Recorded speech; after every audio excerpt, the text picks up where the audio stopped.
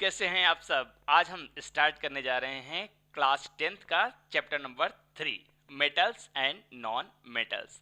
तो ये चैप्टर बहुत ही ज़्यादा इम्पॉर्टेंट है आपके सीबीएसई बोर्ड एग्जामिनेशन की दृष्टि से। तो बने रहिए मेरे साथ। आज के इस वीडियो लेक्चर में हम बात करेंगे फर्स्ट पार्ट की, और फर्स्ट पार्ट में हम डिस्कस करेंगे केवल और केवल physical properties of metals and non metals, या फिर आप सिंपली कह सकते हैं difference between metals and non metals. तो आइए बने रहिए मेरे साथ, देखते हैं वीडियो।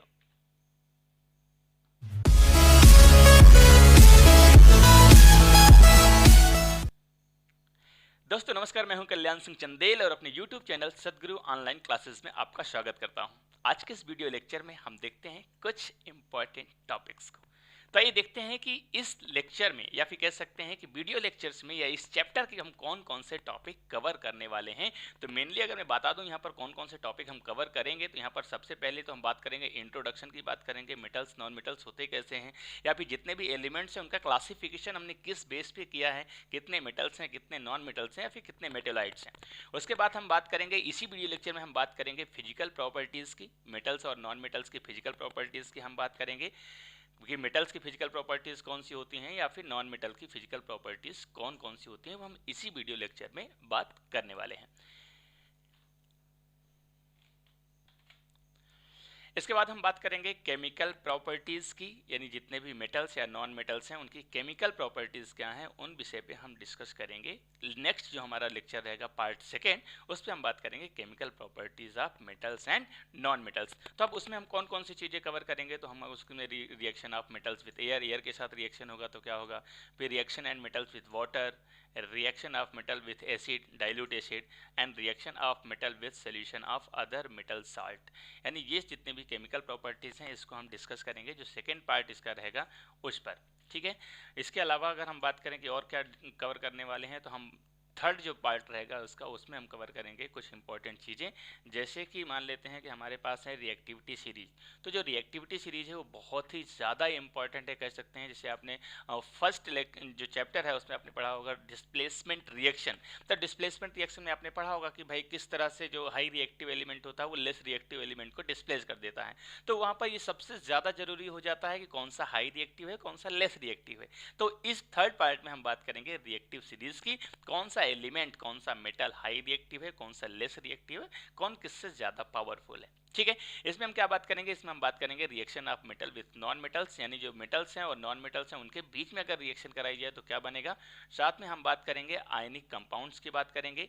आयनिक कंपाउंड्स में हम दो चीजें कवर करने वाले हैं। एक हम बात करेंगे प्रॉपर्टीज ऑफ आयनिक कंपाउंड, यानी आयनिक कंपाउंड की प्रॉपर्टीज क्या है, और दूसरा ऑकरेंस ऑफ मेटल। ये सबसे ज्यादा इंपॉर्टेंट टॉपिक है, कह सकते हैं कि इस चैप्टर का, और थोड़ा सा कह सकते हैं समझने वाला चैप्टर है। बाकी सारी चीजें तो आसानी से आपको समझ में आ जाएंगी। इसके अलावा इसी चैप्टर में हम क्या क्या कवर करने वाले हैं, जब हम बात करते हैं एक्सट्रैक्शन ऑफ मेटल्स की बात करते हैं, यानी जितने भी मेटल्स होते हैं उनका एक्सट्रैक्शन कैसे होगा। तो एक्सट्रैक्शन ऑफ जितने भी मेटल्स होते हैं उनका ओर होता है, उसका एक्सट्रैक्शन कैसे होगा, उसमें कौन कौन से स्टेप्स इवॉल्व होंगे, जैसे मान लेते हैं उसके इंपॉर्टेंट टर्म्स कौन कौन से होंगे, जैसे आपका कैल्सिनेशन होता है ना, तो ये सब कवर करेंगे। और लास्ट में हम बात करेंगे रिफाइनिंग ऑफ मेटल्स की। तो ये जो थर्ड पार्ट रहेगा इसी में ये सारी चीज़ें कवर होने वाली हैं। इसके बाद हम बात करेंगे लास्ट में कोरोजन की बात करेंगे। कोरोजन जो आपने चैप्टर नंबर फर्स्ट में पढ़ा था, केमिकल रिएक्शन एंड इक्वेशन के सबसे लास्ट में हमने बात की थी रेंसिडिटी और कोरोजन की। तो कोरोजन वही है, लेकिन वहाँ पर कुछ लिमिटेशंस थी, कुछ लिमिट में हमने बात की थी। यहाँ पर हम उसी चीज़ को डिटेल में कवर करने वाले हैं। अब कोरोजन में हम क्या क्या बात करेंगे, तो कोरोजन का जो प्रोसेस होता है कैसे प्रिवेंट करेंगे, वो चीज़ें हम यहाँ पर डिस्कस करेंगे। तो ये हो गया आपका ओवरव्यू पूरे चैप्टर का, कि इस चैप्टर में हम कौन कौन से टॉपिक्स को कवर करने वाले हैं। इसके बाद अगर हम बात करें कि इंट्रोडक्शन पार्ट हम शुरू करते हैं कि भाई इंट्रोडक्शन में हम क्या क्या कवर करने वाले हैं, तो बहुत सिंपल चीज़ें हैं। नॉर्मल तौर पे आपको सभी को पता है कि एलिमेंट्स क्या होते हैं, ये हमने 9th क्लास में ऑलरेडी पढ़ रखा था। अब उन एलिमेंट्स के क्लासिफिकेशन की हम बात करेंगे इंट्रोडक्शन पार्ट में। तो यहाँ पर देखेंगे तो elements can be classified as metals and non metals on the basis of their properties. अगर हम प्रॉपर्टीज को बेस में रखेंगे तो हम जितने भी एलिमेंट्स होते हैं उनको हम दो पार्ट्स में क्लासीफाई करते हैं नॉर्मल तौर पे। इसके बाद जब क्लासिफिकेशन की बात करेंगे तो बहुत सारे क्लासिफिकेशन हमारे पास आएंगे, तो यहाँ पर सिर्फ हम मेटल्स और नॉन मेटल्स के रूप में क्लासीफाई करेंगे, क्योंकि अपने को पता है कि ये चैप्टर का नाम ही है मेटल्स और नॉन मेटल्स, इसलिए हमने एलिमेंट्स को डिवाइड कर दिया कि इसमें मेटल्स और नॉन मेटल्स में। तो नॉर्मल तौर पे आपको पता है कि आज की डेट में लगभग 118 इतने एलिमेंट्स डिस्कवर्ड हो चुके हैं, और उन्हीं के हम क्लासिफिकेशन में कुछ को मेटल्स कंसीडर करेंगे और कुछ को नॉन मेटल्स कंसीडर करेंगे। अगर हम बात करें कि भाई एग्जांपल्स कौन कौन से हैं मेटल्स और नॉन मेटल्स के, तो एग्जांपल्स आप मेटल्स कौन कौन से हैं आपके पास है, फेरियम, आयरन हो गया, एल्यूमिनियम हो गया, एजी हो गया, सिल्वर और कॉपर। तो ये सभी क्या है मेटल्स की कैटेगरी में रखे जाएंगे। लेकिन अगर हम बात करें नॉन मेटल्स कौन कौन से हैं, तो उनमें कुछ एग्जांपल्स हैं, जैसे आपका हाइड्रोजन हो गया, नाइट्रोजन हो गया, फिर आपका सल्फर हो गया, सल्फर के बाद ऑक्सीजन हो गया। तो ये सभी क्या है, सभी नॉन मेटल्स की कैटेगरीज में आते हैं। ठीक है, आइए देखते हैं आगे। अब हम सीधे आ जाते हैं अपने मेन टॉपिक पर, जिस टॉपिक पे हम डिस्कस कर रहे थे कि फर्स्ट पार्ट में हम सिर्फ और सिर्फ बात करेंगे फिजिकल प्रॉपर्टीज की, यानी difference between metals and non metals की। तो आइए देख लेते हैं डिफरेंस कौन कौन से हैं मेटल्स और नॉन मेटल्स में। कई सारे डिफरेंस यहाँ पर हम डिस्कस करने वाले हैं, तो ध्यान से वीडियो को देखना, समझने की कोशिश करना और अपने नोटबुक में नोट करना। आपको अलग से नोट्स बनाने की जरूरत नहीं है। तो यहाँ पर अगर हम देखें, सबसे पहले हम बात करेंगे कि जो इसका मेन हेडिंग है वो क्या है। सबसे पहले हमने बात की थी प्रॉपर्टीज, यानी प्रॉपर्टीज कौन कौन सी हैं, फिर मेटल्स की प्रॉपर्टीज क्या है और फिर नॉन मेटल्स की प्रॉपर्टीज क्या है। तो यहाँ पर दो चीजें आपको पूरी तरह से क्लियर हो जाएंगी। पहली बात क्या है कि फिजिकल प्रॉपर्टीज क्या होती हैं, फिर बात करेंगे दोनों में अगर डिफरेंस की बात की जाए, आपको दोनों में अंतर दिखाना हो कि भाई कौन से प्रॉपर्टीज मेटल्स में क्या होती है, नॉन मेटल्स में क्या होती है। ठीक है, तो यहां पर सबसे पहली जो हमारी प्रॉपर्टी है वो हमारी प्रॉपर्टी है लस्टर्स। अब लस्टर की बात की जाए, लस्टर मतलब होता क्या है, तो नॉर्मल तौर पर लस्टर मतलब होता है चमक, शाइनिंग। तो मेटल्स में शाइनिंग क्या होती है या नॉन मेटल में शाइनिंग क्या होती है, तो अगर हम बात करेंगे मेटल्स की, तो मेटल हैव शाइनिंग सरफेस, यानी जितने भी मेटल्स होते हैं उनमें सभी में शाइनिंग सरफेस होती है, सभी चमकदार होते हैं। ठीक है, और अगर नॉन मेटल्स की बात करें तो नॉन मेटल्स क्या होते हैं, they do not have shining. Non metals में कोई भी शाइनिंग सरफेस नहीं होती है। लेकिन यहाँ पर एक एक्सेप्शन है, क्या है, आयोडीन। आयोडीन नॉन मेटल है, लेकिन नॉन मेटल होने के बावजूद भी इसमें शाइनिंग सरफेस होती है। तो ये जितनी भी फिजिकल प्रॉपर्टीज है वो 90% तक क्लियर हैं। एक आध एक्सेप्शन बीच बीच में आते रहेंगे, उनको मैं डिटेल में लास्ट में कवर कर दूंगा। तो आयोडीन एक ऐसा एक्सेप्शन है जो नॉन मेटल होने के बाद भी शाइनिंग सरफेस होती है। बाकी अगर हम लस्टर्स की बात करें तो जितने भी मेटल्स होते हैं वो सभी लस्टर्स होते हैं, जबकि नॉन मेटल्स नॉन लस्टर्स होते हैं। Clear, okay. आइए देखते हैं नेक्स्ट प्रॉपर्टी। अब हम नेक्स्ट प्रॉपर्टीज की बात करते हैं, तो सेकंड प्रॉपर्टी है हार्डनेस। हार्डनेस मतलब कठोरता, यानी कि मेटल्स होते हैं वो कठोर होते हैं या फिर नॉन मेटल्स होते हैं वो कठोर होते हैं। तो देख लेते हैं कौन सी चीजें कठोर हैं, कौन सी चीजें कठोर नहीं है। तो सिंपली अगर हम बात करते हैं लस्टर्स की बात करते हैं, तो जितने भी मेटल्स होते हैं दे आर जनरली हार्ड। जितने भी मेटल्स होते हैं वो क्या होते हैं, हार्ड होते हैं। लेकिन अगर हम नॉन मेटल्स की बात करते हैं तो नॉन मेटल्स क्या होते हैं, जनरली सॉफ्ट होते हैं। सिंपल ही है, आप ध्यान रखना दोनों को बीच में, इसीलिए मैं डिफरेंस दिखा रहा हूं ताकि आपको आसानी से समझ में आ जाए। यानी हार्डनेस की बात करेंगे तो जितने भी मेटल्स होते हैं वो हार्ड होते हैं, जबकि नॉन मेटल्स क्या होते हैं, सॉफ्ट होते हैं। अच्छा, यहाँ भी कुछ एक्सेप्शन है, मैं आपको बता देता हूँ कौन कौन से हैं। अगर हम बात करें हार्ड मेटल्स की बात करें तो वहाँ पर कुछ एक्सेप्शन है, जैसे हमारे पास है सोडियम। सोडियम जो है मेटल है लेकिन उसके बाद भी सॉफ्ट होता है। दूसरी चीज हम बात करें लिथियम की, तो लिथियम भी मेटल है उसके बाद भी सॉफ्ट होता है, और पोटेशियम, ये भी सॉफ्ट होते हैं। तो यानी except sodium, lithium and potassium which are soft. यानी जितने भी मेटल्स मैंने बताया था वो सभी क्या होते हैं, हार्ड होते हैं। लेकिन यहाँ पर एक्सेप्शन है सोडियम का, लिथियम का और पोटेशियम का। ये मेटल होने के बावजूद भी ये सॉफ्ट होते हैं। ठीक है, लेकिन अगर हम बात करें नॉन मेटल्स की बात करें, तो यहाँ पर अगर हम नॉन मेटल्स की बात करेंगे, नॉन मेटल्स में क्या होता है कि नॉन मेटल्स क्या होता है, जनरली सॉफ्ट होते हैं। लेकिन एक डायमंड होता है, डायमंड आपने देखा होगा कि डायमंड जो होता है वो एलोट्रॉप्स ऑफ कार्बन होता है। कार्बन आपका नॉन मेटल हुआ, इसका मतलब डायमंड भी क्या हो गया, नॉन मेटल है। तो नॉन मेटल होने के बावजूद भी क्या है, ये सबसे हार्ड है। You can say the hardest natural substance on earth. ये आपका एक्सेप्शन हो गया। ओके, नेक्स्ट अगर हम थर्ड प्रॉपर्टी की बात करें, थर्ड प्रॉपर्टी है अपनी स्टेट।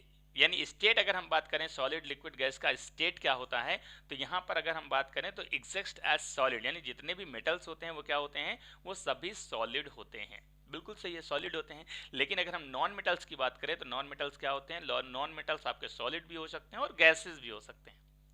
अब इसमें अगर एक्सेप्शन की बात करें तो जैसे मैंने बताया कि मेटल्स क्या होते हैं, मेटल्स आपके सॉलिड होते हैं, क्लियर, मेटल्स सॉलिड होते हैं, लेकिन एक एक्सेप्शन है यहाँ पर, एक्सेप्ट मर्क्यूरी। मर्क्यूरी जो होता है वो एक मेटल है, लेकिन उसके बावजूद भी रूम टेम्परेचर पर लिक्विड स्टेट में पाया जाता है। यानी सभी जितने मेटल्स होते हैं वो क्या होते हैं, सभी मेटल्स आपके सॉलिड स्टेट में होते हैं, लेकिन मर्क्यूरी रूम टेम्परेचर पर लिक्विड स्टेट में पाया जाता है। इसी तरह अगर हम नॉन मेटल्स की बात करें तो नॉन मेटल्स क्या होते हैं, सभी सॉलिड या गैस स्टेट में होते हैं। सिर्फ एक यहाँ पर एक्सेप्शन होता है, किसका, ब्रोमीन का, क्योंकि ब्रोमीन जो होता है वो आपका लिक्विड स्टेट में होता है। इसके अलावा सभी नॉन मेटल्स या तो गैस स्टेट में होंगे या फिर सॉलिड स्टेट में अवेलेबल होंगे। तो ये दो आपके आपके प्रॉपर्टीज हो गई, हार्डनेस और state. Hope you have understand.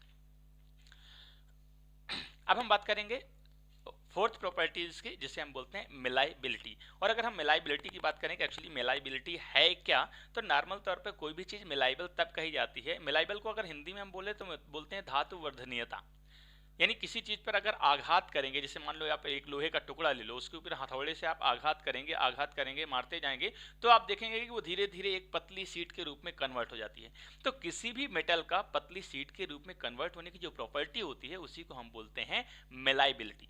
ठीक है, तो मिलाइबिलिटी अगर हम बात करें, मेटल्स की मिलाइबिलिटी की बात करें कि मेटल्स की मिलाइबिलिटी कैसी होती है, तो नॉर्मल तौर पर जितने भी मेटल्स होते हैं वो can be beaten into thin sheet, यानी पतली शीट में कन्वर्ट किए जा सकते हैं। और चूंकि पतली शीट में कन्वर्ट किए जा सकते हैं, इसलिए हम बोल सकते हैं कि मेटल्स, नॉन मेटल्स और नॉन मिलाइबल, यानी जितने भी नॉन मेटल्स होते हैं वो नॉन मिलाइबल होते हैं, उनमें मिलाइबिलिटी नहीं होती है। जैसे मान लो कोई भी नॉन मेटल आप ले लो, कार्बन ले लो, कार्बन का कोई भी टुकड़ा ले लो, अगर पत्थर से आप मारेंगे या हथौड़े से मारेंगे तो उसके छोटे छोटे टुकड़े कन्वर्ट हो जाते हैं। तो चूंकि छोटे छोटे टुकड़े कन्वर्ट हो जाते हैं, पतली थिन शीट जो है कन्वर्ट नहीं होती है, इसलिए नॉन मिलाइबल है। जबकि मेटल्स में क्या होती है, मिलाइबिलिटी होती है। अच्छा, यहाँ पर एक एग्जांपल लेते हैं, मिलाइबिलिटी की बात अगर हमने करी है तो मिलाइबिलिटी में अगर एग्जांपल लें तो यहाँ पर है gold and silver all the best. अगर हम बात करें तो ये होते हैं आपके gold and silver all the most malleable metals. सोना और चांदी, ये दोनों, इनकी मिलाइबिलिटी इतनी ज़्यादा होती है, इतनी ज़्यादा होती है कि अगर मैं एक छोटा सा एग्जांपल आपको दे देता हूँ यहाँ पर, कि मान लेते हैं, अगर मान लो मेरे पास क्या है, 1 ग्राम सोना है, 1 ग्राम क्या है, सोना है। अब 1 ग्राम सोने को अगर हम बीट करेंगे तो इतनी पतली थिन शीट कन्वर्ट कर सकते हैं कि आप सोच भी नहीं सकते हैं। और यही रीजन है कि सोने और चांदी के आभूषण बहुत ही बारीकी से बनाए जा सकते हैं। दूसरी चीज़ यहाँ पर एक चीज़ और बता देता हूँ, मिलाइबिलिटी के अलावा एक इंपॉर्टेंट पॉइंट यहाँ ये आता है कि जैसे मान लेते हैं, आपने देखा होगा एल्युमिनियम फॉयल, तो एल्युमिनियम फॉयल का यूज हम किस लिए करते हैं, तो आपने देखा होगा कि जो फूड होता है, जो रोटियां होती हैं, चपातीज होती हैं, उनको रैप करने के लिए हम यूज़ करते हैं। तो जो थिन शीट होती है इतनी पतली हो जाती है, ये ओरिजिनल में आपका एल्युमिनियम होती है। अब एल्युमिनियम शीट को हम इतना ज़्यादा मिलाइबल कर देते हैं, इतना ज़्यादा पीट के पतली शीट में कन्वर्ट कर देते हैं, ये मिलाइबिलिटी प्रॉपर्टी का ही नजरिया होता है। ठीक है, तो मुझे लगता है, उम्मीद है आपको क्लियर हो गया होगा कि जितने भी मेटल्स होते हैं वो मिलाइबल होते हैं क्योंकि वो थिन शीट में कन्वर्ट हो जाते हैं, जबकि नॉन मेटल्स जो होते हैं वो मिलाइबल नहीं होते हैं क्योंकि वो थिन शीट में कन्वर्ट नहीं हो सकते हैं। अच्छा, इसके बाद चलिए देख लेते हैं नेक्स्ट हमारी प्रॉपर्टी कौन सी है। नेक्स्ट प्रॉपर्टी हमारी डक्टिलिटी, बिल्कुल मिलाइबिलिटी से लगभग मिलती जुलती है। कैसे, क्योंकि जो मिलाइबिलिटी क्या होती है, थिन शीट में कन्वर्ट होती है, जबकि डक्टिलिटी मतलब होता है थिन वायर में कन्वर्ट होना। कोई भी मेटल ले लो, दोनों तरफ से फोर्स लगाओ, ऐसे खींचते चले जाओ तो आप देखेंगे वो पतली वायर के रूप में कन्वर्ट हो जाती है। और कोई भी मेटल जब पतली वायर के रूप में कन्वर्ट होता है तो ये प्रॉपर्टी कहलाती है डक्टिलिटी, या इसी को हम हिंदी में बोलते हैं तन्यता। अब metals can be drawn into thin wires, यानी जितने भी मेटल्स होते हैं उनको हम किस में कन्वर्ट कर सकते हैं, उसमें हम कन्वर्ट कर सकते हैं थिन वायर के रूप में कन्वर्ट कर सकते हैं। ठीक है, लेकिन जितने नॉन मेटल्स होते हैं उनको हम थिन वायर के रूप में कन्वर्ट नहीं कर सकते हैं। या फिर सिंपली आप कह सकते हैं कि जितने भी मेटल्स होते हैं वो डक्टाइल होते हैं, जबकि नॉन मेटल क्या होते हैं, नॉन डक्टाइल होते हैं। अच्छा, यहाँ पर एक छोटा सा एग्जांपल मैं आपको और देता हूँ। जैसे मैंने अभी बात की थी, किसकी बात की थी, मैंने बात की थी कि अगर मान लेते हैं आपके पास सोना है, ठीक है, आपके पास सोना है, आपके पास सोना कितना है, 1 ग्राम। अब 1 ग्राम को अगर हम उसकी हम डक्टिलिटी की बात करें, सोने की बात करें, तो सोने की 1 ग्राम से लगभग सोचो कितनी लंबी तार बना सकते हैं, 2 मीटर नहीं, 20 मीटर नहीं, 200 मीटर नहीं, फिर कितना, 2000 मीटर, मतलब पूरे 2 किलोमीटर। यानी 1 ग्राम सोने से हम 2 किलोमीटर पतली वायर बना सकते हैं। अब आप अंदाजा लगा सकते हो कि कितनी ज़्यादा डक्टिलिटी होती है सोने की यानी Au की। क्लियर? चलो आगे कुछ प्रॉपर्टीज और हैं, उन पे हम डिस्कस कर लेते हैं। नेक्स्ट प्रॉपर्टी है अपनी डेंसिटी। डेंसिटी सभी को पता होगा, D इक्वल टू m/v। यानी कोई भी मैटर की अगर हम बात करें तो उस मैटर के जितने भी एटम या जितने भी मॉलिक्यूल्स या जितने भी पार्टिकल्स अवेलेबल हैं, उनकी सघनता कितनी है, वो कितने पास पास आपस में है, उसी को हम बोलते हैं डेंसिटी। अब डेंसिटी की अगर हम बात करें कि किसकी डेंसिटी कम या किसकी डेंसिटी ज़्यादा होती है, तो यहाँ पर मेटल्स की बात करें तो मेटल क्या होते हैं, जनरली हैव हाई डेंसिटी।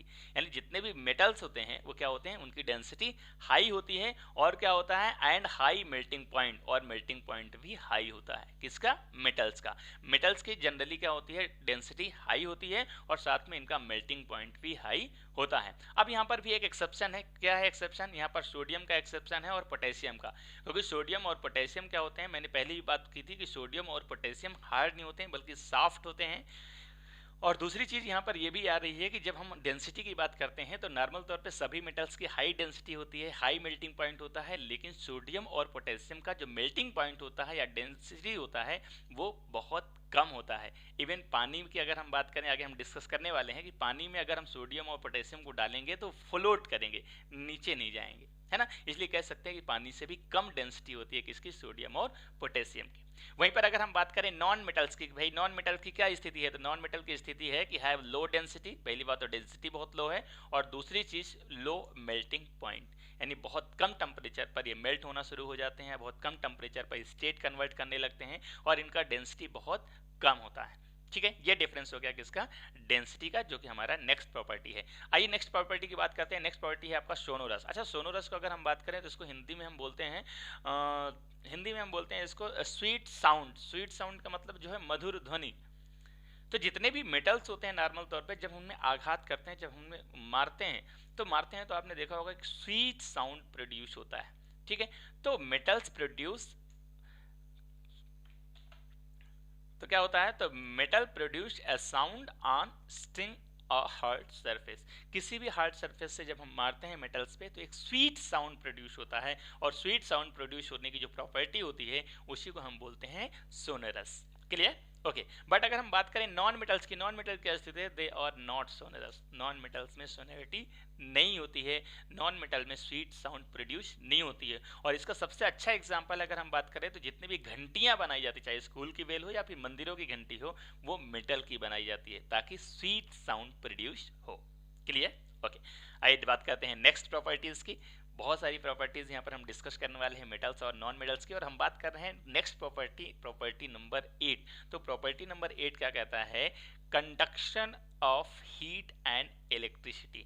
अगर हम बात करें मेटल्स या नॉन मेटल्स की, तो किसकी कंडक्टिविटी कितनी ज़्यादा कितनी कम होती है, कौन गुड कंडक्टर होता है या फिर कौन बैड कंडक्टर होता है। तो अगर हम बात करें मेटल्स की बात करते हैं तो जितने भी आपके मेटल्स होते हैं, metals are the good conductor of heat and electricity. जितने भी मेटल्स होते हैं वो हीट और इलेक्ट्रिसिटी क्या होते हैं, गुड कंडक्टर होते हैं। लेकिन अगर हम बात करें नॉन मेटल्स की, तो non metals are poor conductor of heat and electricity. ये दोनों में डिफरेंस है कि जितने भी आपके मेटल्स होंगे, अच्छा यहाँ पर मैंने बताया था एक्सेप्शन को छोड़कर, अगर हम किसी बात को पकड़ के ना बैठ जाएं कि नहीं ये तो ऐसा नहीं होता है, मेटल होने के बाद भी इसकी प्रॉपर्टी ऐसी है या फिर नॉन मेटल होने के बाद इसकी प्रॉपर्टी ऐसी है, तो ऐसा कुछ जरूरी नहीं है।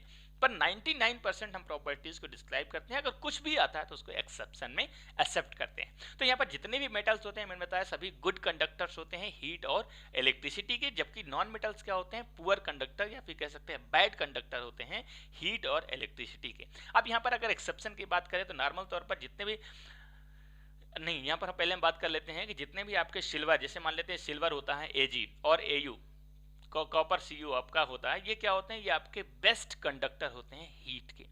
यानी अगर आपसे पूछा जाता है बोर्ड एग्जाम के क्वेश्चन में, बोर्ड एग्जामिनेशन में भी आपका 1 मार्क्स का क्वेश्चन पूछा जाता है, या फिर अगर हम बात करें जो कम्पिटिटिव एग्जाम्स की बात करते हैं तो वहाँ पर भी मल्टीपल चॉइस क्वेश्चन में ऐसे क्वेश्चंस आपसे पूछे जा सकते हैं कि सबसे ज़्यादा गुड कंडक्टर्स कौन से होते हैं, या बेस्ट कंडक्टर्स ऑफ हीट कौन से होते हैं, या बेस्ट कंडक्टर्स ऑफ इलेक्ट्रिसिटी कौन से होते हैं। तो यहाँ पर मैं आपको बता दूं कि सिल्वर और कॉपर ये दोनों बेस्ट कंडक्टर ऑफ क्या होते हैं, हीट होते हैं। जबकि अगर हम बात करें best conductor of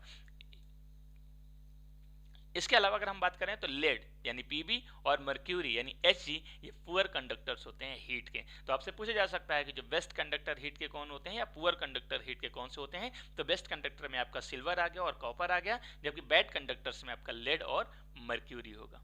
clear? Okay. और अगर यहाँ पर नॉन मेटल्स की बात करें, नॉन मेटल में एक एक्सेप्शन आता है। कौन सा एक्सेप्शन आता है मैं आपको बता देता हूँ। यहाँ पर ग्रेफाइट, अगर हम ग्रेफाइट की बात करें, आपने ग्रेफाइट सुना हो तो ग्रेफाइट को नहीं सुना है तो मैं आपको बता देता हूं। तो ग्रेफाइट क्या होता है, एलोट्रॉप्स ऑफ कार्बन होता है, कार्बन का एक इलेक्ट्रॉप्स होता है, कार्बन का बना होता है और इसीलिए इसे हम नॉन मेटल कंसीडर करते हैं। बट अगर हम बात करें इसके यूज की, तो अगर आपने देखा हो पेंसिल के अंदर जो ब्लैक कलर की एक रॉड डली होती है वो ग्रेफाइट की बनी होती है। या फिर जो सेल आते हैं आजकल, जो बैटरी सेल आते हैं, चाहे वो हम एवरेडी का जो बड़ा सेल होता है, घड़ी का सेल आता हो बड़ा, या फिर आप कह सकते हैं टार्च में सेल लगते हैं, उन सेल के बीच में जो एक ब्लैक कलर की रॉड डली होती है उसको भी हम ग्रेफाइट कहते हैं। अब वो रॉड क्यों डली रहती है, क्योंकि वो गुड कंडक्टर ऑफ इलेक्ट्रिसिटी होता है। जबकि हमने क्या बताया कि नॉन मेटल्स बैड कंडक्टर्स होते हैं, बट यहाँ पर एक्सेप्शन है ग्रेफाइट का, जो कि good conductor of heat and electricity है। और यहाँ पर अगर हम मेटल्स में बात करें कि मेटल्स में एक्सेप्शन क्या है, तो यहाँ पर नॉन मेटल में एक एक्सेप्शन और है, मैं आपको बता देता हूँ। आपने सुना होगा क्या, आपने सुना होगा डायमंड सुना होगा। तो डायमंड क्या होता है, तो आपको पता होना चाहिए डायमंड जो होता है वो नॉन मेटल होता है, एलोट्रॉप्स ऑफ कार्बन होता है। उसके बावजूद भी चूंकि ग्लास की तरह होता है तो ये गुड कंडक्टर ऑफ हीट भी हो सकता है। ठीक है, चलिए आप देख लेते हैं लास्ट प्रॉपर्टी इस मेटल्स और नॉन मेटल्स की लास्ट प्रॉपर्टी है ऑक्साइड्स। अगर हम बात करें मेटल्स किस तरह के ऑक्साइड बनाते हैं या नॉन मेटल किस तरह के ऑक्साइड बनाते हैं, तो यहाँ पर हम छोटी छोटी बातों में क्लियर कर लेते हैं। तो जितने भी मेटल्स होते हैं या जितने भी मेटेलिक ऑक्साइड होते हैं, यानी जितने भी मेटल ऑक्साइड बनाते हैं उन्हें बोलेंगे मेटेलिक ऑक्साइड। और जितने भी मेटेलिक ऑक्साइड होते हैं वो बेसिक इन नेचर के होते हैं, यानी बेस बनाते हैं। यानी कोई भी मेटल होगा यदि वो एसिड के साथ ऑक्सीजन के साथ रिएक्ट करेगा तो वो ऑक्साइड बनाएगा, मेटेलिक ऑक्साइड। और सभी मेटेलिक ऑक्साइड क्या होते हैं, बेसिक नेचर के होते हैं। लेकिन अगर हम बात करें नॉन मेटल्स के, तो जितने भी नॉन मेटल होते हैं वो अगर ऑक्साइड बनाएंगे, यानी नॉन मेटेलिक ऑक्साइड जितने होते हैं वो एसिडिक नेचर के होते हैं। तो यहाँ पर ये भी क्लियर हो जाना चाहिए कि मेटल्स जो होते हैं वो बेसिक नेचर के ऑक्साइड बनाते हैं, जबकि नॉन मेटल जो होते हैं वो एसिडिक नेचर के ऑक्साइड बनाते हैं। तो ये हो गए 9 प्रॉपर्टीज मेटल्स और नॉन मेटल्स की फिजिकल प्रॉपर्टीज, या फिर कह सकते हैं कि 9 प्रॉपर्टीज में हमने डिस्कस किया difference between metals and non metals. Clear? मुझे लगता है आपको बहुत अच्छे से समझ में आया होगा। अगर नहीं समझ में आया है तो कमेंट सेक्शन में आप मुझे बता सकते हैं। चलिए देखते हैं कुछ इंपॉर्टेंट चीज़ें और बताई हुई है। मैंने बताया था कि लास्ट में हम बात करेंगे एक्सेप्शन की बात करेंगे, तो यहाँ पर हम बात करने वाले हैं कुछ एक्सेप्शन की बात कर रहे हैं। जैसे यहाँ पर सबसे पहले हम बात करें some exception physical properties of metals and non metals, यानी मेटल्स और नॉन मेटल्स की जो फिजिकल प्रॉपर्टीज हमने डिस्कस की है उनमें एक्सेप्शन कहाँ कहाँ आता है। तो कुछ चीज़ें हैं जैसे हम यहाँ पर डिस्कस कर लेते हैं। सबसे पहले हमारे पास है mercury and gallium both are metals but at room temperature they are in liquid state. तो हमने जब डिफरेंस में चर्चा कर रहे थे, डिस्कशन कर रहे थे, तो उस समय हमने आपको बताया था कि मर्क्यूरी जो होता है एक एक्सेप्शन में आता है, जो कि रूम टेम्परेचर पर लिक्विड स्टेट में पाया जाता है। लेकिन अगर उसके साथ किसी और को अगर हम डालना हो तो कौन है, तो मर्क्यूरी के साथ गैलियम को भी हम ले सकते हैं। गैलियम का भी जो मेल्टिंग पॉइंट होता है वो बहुत कम होता है, यानी थोड़ा सा भी टेम्परेचर यदि बढ़ाएंगे तो वो भी लिक्विड स्टेट में कन्वर्ट हो जाता है। तो ये मेटल्स होने के बाद भी इनकी जो प्रॉपर्टी है वो थोड़ी सी डिफरेंट है। चलिए दूसरा देख लेते हैं। दूसरा हमारे पास है, दूसरा आपका metals have high melting point but mercury is less low melting point. तो यानी आपको बताया था कि जितने भी मेटल्स उनकी डेंसिटी हाई होती है, उनका मेल्टिंग पॉइंट हाई होता है, लेकिन यहाँ पर एक्सेप्शन है कि जो मर्क्यूरी होता है उसका लो मेल्टिंग पॉइंट होता है और इसीलिए वो रूम टेम्परेचर पर लिक्विड स्टेट में कन्वर्ट हो जाता है। क्लियर? ओके, कुछ एक्सेप्शन और भी हैं, आइए देख लेते हैं। इसके बाद थर्ड एक्सेप्शन आपके यहाँ पर आ जाता है। जैसे हम बात करते हैं मेटल्स क्या होते हैं, मेटल्स जितने भी मेटल्स होते हैं वो जनरली सिंक होते हैं। सिंक मतलब ये होता है कि पानी में डूब जाते हैं। क्यों? क्योंकि उनका डेंसिटी जो होता है हाई होता है। लेकिन एक्सेप्शन में अगर हम बात करें लिथियम, सोडियम और पोटेशियम, लिथियम, सोडियम और पोटेशियम, इनका जो डेंसिटी होती है कम होती है, हमने पहले भी डिस्कस किया है। अगर इनको हम पानी में डालेंगे तो ये डूब जाएंगे। क्यों? क्योंकि इनकी डेंसिटी पानी से कम होती है। क्लियर है? चलिए देख लेते हैं, लास्ट एक्सेप्शन हमारे पास और बचा हुआ है। इस वीडियो लेक्चर का लास्ट टॉपिक कह सकते हैं हम यहाँ पर डिस्कस करने वाले हैं। तो ये है आपका नेक्स्ट एक्सेप्शन, यहाँ पर है most of the non metals have very low density. हमने बात की थी कि जितने भी मेटल्स होते हैं उनकी डेंसिटी हाई होती है, लेकिन नॉन मेटल्स जो होते हैं उनकी डेंसिटी लो होती है। अब यहाँ पर अगर हम एक्सेप्शन की बात करें, एक्सेप्शन कौन कौन से आते हैं, तो यहाँ पर एक्सेप्शन में आपको कौन सा आएगा, डायमंड। मैंने बताया था कि डायमंड जो होता है वो एलोट्रॉप्स ऑफ कार्बन है, और इस कह सकते हैं कि इस अर्थ का सबसे स्ट्रॉन्गेस्ट या हार्डेस्ट सब्सटेंस है। तो जो कि नॉन मेटल्स है, नॉन मेटल्स क्या होते हैं, सॉफ्ट होते हैं, ऐसी प्रॉपर्टी हमने पढ़ा था। लेकिन एक्सेप्शन है कि सबसे हार्ड होता है इस अर्थ पे जितनी भी चीज़ें अवेलेबल हैं। तो ये फर्स्ट लेक्चर में हमने सारी फिजिकल प्रॉपर्टीज जितनी थी उनको डिस्कस कर लिया, साथ में हमने जितने एक्सेप्शन है उनको भी हमने आपको बता दिया। होप आपको समझ में आया होगा। अगर आपको वीडियो पसंद आता है तो वीडियो को लाइक कीजिए, कमेंट कीजिए, शेयर कीजिए, और अगर आप चैनल में नए हैं तो please subscribe our channel and press the bell icon for daily notification. Thank you so much, bye bye, take care, Jai Hind.